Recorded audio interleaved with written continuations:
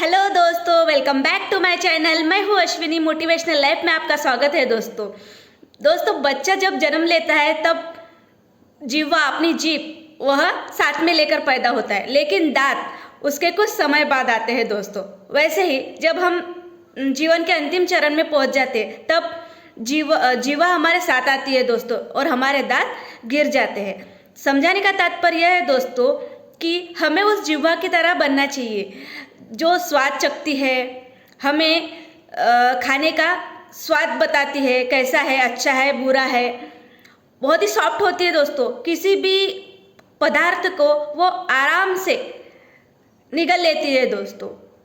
तो इसी प्रकार हमारी लाइफ होती है दोस्तों। हमें उस जीवा की तरह बनना चाहिए, ना कि उस दांतों की तरह। परिस्थिति हमको किसी भी सिचुएशन में डाल सकती है दोस्तों। उसी जीवा की तरह हमको खुद को मोड़ना आना चाहिए दोस्तों। उस जीवा की तरह दोस्तों हमें ज़िंदगी में अच्छे अच्छे सुंदर सुंदर रंग भरना चाहिए, अच्छे अच्छे मोमेंट का स्वाद लेना चाहिए, हमारे लाइफ को आनंददायी बनाना चाहिए दोस्तों। हैप्पीनेस के साथ, सबके साथ खुश रहना चाहिए दोस्तों। तो चलिए दोस्तों, आज की कहानी शुरू करते हैं। कहानी यूँ है कि भगवान गौतम बुद्ध अपने शिष्यों के साथ जंगल में विचरण करते रहते हैं दोस्तों। तो उनमें से एक शिष्य बुद्ध भगवान को पूछता है कि भगवान, मेरे लाइफ में बहुत दुख था, इसीलिए मैंने वह गृह त्याग किया और मैं भिक्खु बन गया, सन्यासी बन गया। ऐसा वो भगवान गौतम बुद्ध से कहता है। फिर मेरे मन में एक सवाल है भगवान कि दुख क्या होता है, यह मैं कभी समझ ही नहीं पाया। बस दुख है इतना मुझे पता था। यह सवाल भगवान गौतम बुद्ध से उनके शिष्य पूछते हैं। तब भगवान गौतम बुद्ध शिष्यों को एक बात बताते हैं। वो कहते हैं कि ध्यान से सुनो। एक साहूकार रहता है, वह अलग अलग गांव में जाके, अलग अलग राज्यों में जाके व्यवसाय करता था। फिर एक दिन ऐसे ही वह दूसरे राज्य में चला गया और अपना व्यवसाय करने लगा। लौटते समय उसको एक सुंदर सी चीज़ दिखाई दी बाजार में। तो वह साहूकार का ध्यान उस चीज़ पर चला गया।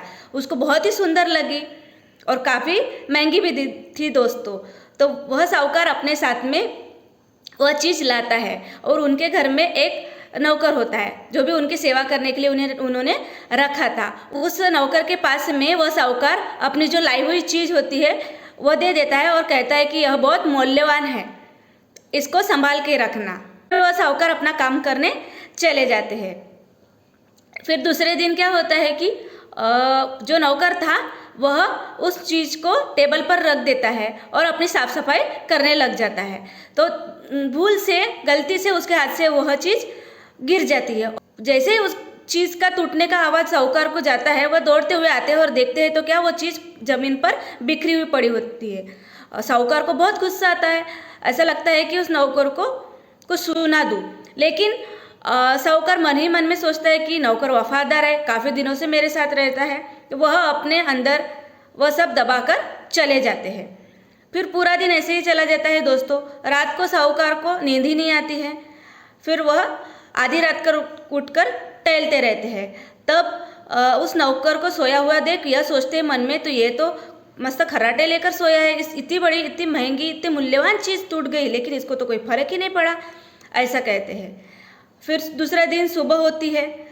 फिर जो साहूकार है वह नौकर के पास जाता है और कहता है कि आप, तुमको मालूम है यह चीज़ मैंने किसके लिए लाई थी? नौकर कहता है कि पता नहीं।